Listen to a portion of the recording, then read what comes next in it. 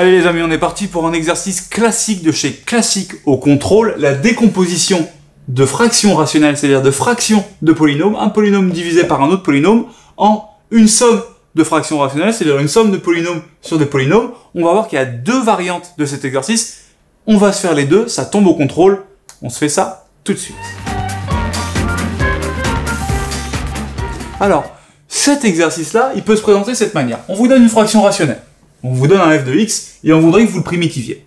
Vous avez un réflexe qui est de dire, bon, quand j'ai un polynôme en dessous, de manière générale, c'est un u' sur u. Donc, je sais que ce genre de truc, je vais avoir envie de le primitiver en ln de u. Donc, moi, je vais poser la petite phrase que je fais d'habitude. Donc, on pose u égale, alors u' égale, donc mon petit f égale mon grand f, la primitive, est égale. Et là, je pars, telle Blanche-Neige, avec la sensation que sans aucun problème, je vais arriver à primitiver ce truc-là. Donc je dis, bon, si c'est un u' sur u, ce que c'est forcément un u' sur u. Le u, c'est ce que j'ai en bas, c'est x au carré plus 1. Je suis fier de moi, j'ai bien appris ma leçon. Ah non, il y en a là-dedans. Je me dis, u', je vais surtout pas le regarder là, je vais dériver et voir si je retrouve bien u' là-haut. Donc je dérive ce truc, ça me fait 2x. Je me dis, c'est dommage quand même, j'ai pas exactement 2x là. Mais je sais qu'avec un peu de chance, je peux trouver un coefficient pour transformer mon 2x en 3x plus 1. Et que ça va me permettre de le primitiver. Sauf que là, dans ce cas-là, votre 2x, vous pourrez le multiplier par ce qui vous plaît. Vous n'arriverez jamais à avoir un 3x plus 1. Un 2x ne sera jamais un multiple de 3x plus 1. Parce que vous voyez bien que ce polynôme, il est en deux bouts, là. Alors que ce polynôme, il est en un bout. Vous ne ferez jamais naître un 1 avec une multiplication. Donc, cette technique-là, elle marche tout simplement pas. La seule technique qu'on a pour régler ce genre de problème, c'est de dire, ben, ce polynôme-là, notre 3x plus 1 sur x au carré moins 1, on va le décomposer en deux polynômes, par exemple, j'en sais rien, 3 sur x plus 1 plus 5 sur x moins 1, on va dire que notre polynôme il est égal à ça, et ça pour le coup ça va être du prime sur u, donc ça on va arriver à les primitiver, on va les primitiver un par un.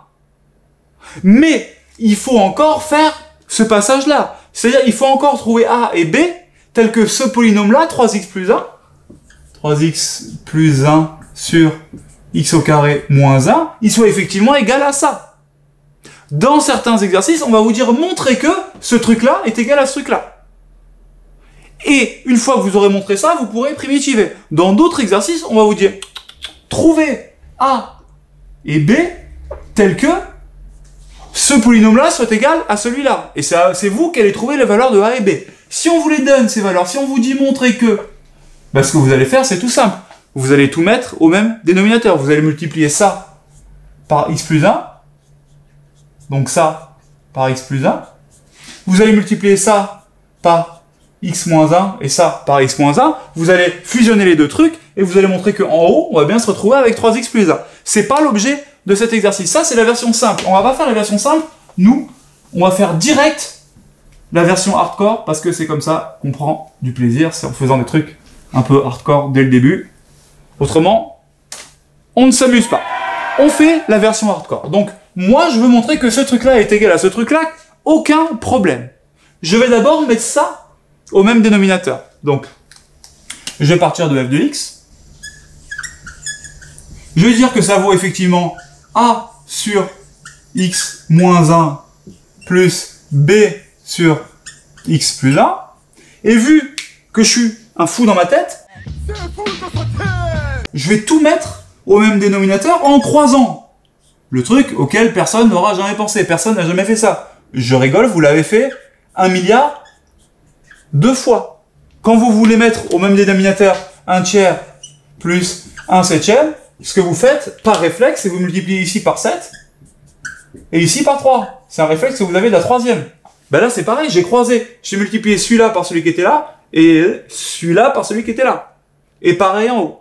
Du coup, maintenant, j'ai qu'une seule barre de fraction. Mon f de x, il vaut a x plus 1 plus b x moins 1 divisé par x moins 1, x plus 1. Au passage, a moins b, a plus b, c'est une identité remarquable et ça fait a carré. Donc, x carré moins 1 au carré. Yes, j'ai déjà ça. X carré moins 1 au carré. Et maintenant, je m'occupe du haut. Comment je vais m'occuper du haut? Je vais tout développer. Et je vais trier les x ensemble et les non-x ensemble. Je m'explique. Je développe. A facteur de x plus 1, ça me fait ax plus a plus bx moins b. B facteur de x moins 1. Divisé par x au carré moins 1 au carré. Alors je suis désolé pour ceux qui sont sensibles au hurlement de ces stylos.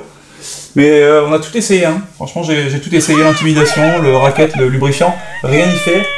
Il continue à couiner comme ça. Et ça me rend aussi fou que vous. Mais pour l'instant, on est obligé de faire avec. Donc, une fois que j'ai fait ça, je vais les trier ensemble. Autrement dit, je vais mettre les x ensemble et les non-x ensemble. Du x, j'en ai ici et ici. Autrement dit, dans mon polynôme, j'ai x facteur de b plus a. Ça, c'est bon. Ça, c'est bon.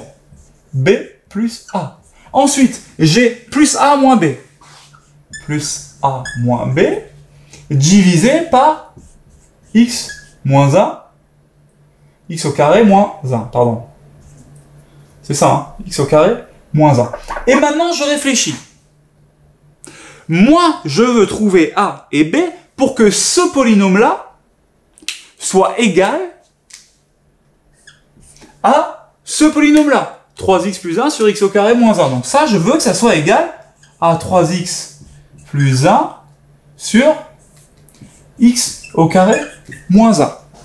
Si ce polynôme-là et ce polynôme-là, enfin, si cette fraction rationnelle et cette fraction rationnelle, c'est-à-dire si ce quotient de polynôme et ce quotient de polynôme sont égaux, ça veut dire, regardez bien, ça veut dire que ce qu'il y a devant le x ici, c'est forcément la même chose que ce qu'il y a devant le x ici. Autrement dit, ça, c'est la même chose que ça. Et forcément, ce qu'il y a tout seul à côté ici, c'est-à-dire ça, c'est la même chose que ça. Du coup, on se retrouve avec un système. Un système qui nous dit donc, j'ai b plus a qui vaut 3, et j'ai a moins b qui vaut 1. Eh ben, j'ai un système, deux équations, avec deux inconnues. Ce système, je peux le résoudre très vite, par substitution ou par combinaison. Moi, je suis un fou, je fais de la combinaison. Donc, je vais dire, la première ligne, je vais y ajouter la deuxième. Donc, elle va devenir b plus a moins b. Les b vont simplifier. Il va me rester 2a égale 3 plus 1, 4. Donc, en fait, a est égal à 4 divisé par 2, c'est-à-dire 2. Et sur la deuxième, je vais remplacer a par 2. 2 moins b est égal à 1. Donc, b est égal à 2 moins 1. b est égal à 1. Et bingo, je vais pouvoir dire que a, il vaut 2 et que mon b, il vaut 1. Et maintenant que j'ai fait, je primitive. Pour primitiver, je vais réécrire mon f de x en remplaçant a et b par les valeurs. Donc je mets un petit coup de spray à vitre, parce que figurez-vous que c'est ce qui marche le mieux, tout simplement. On est reparti. Du coup, mon f de x, il vaut...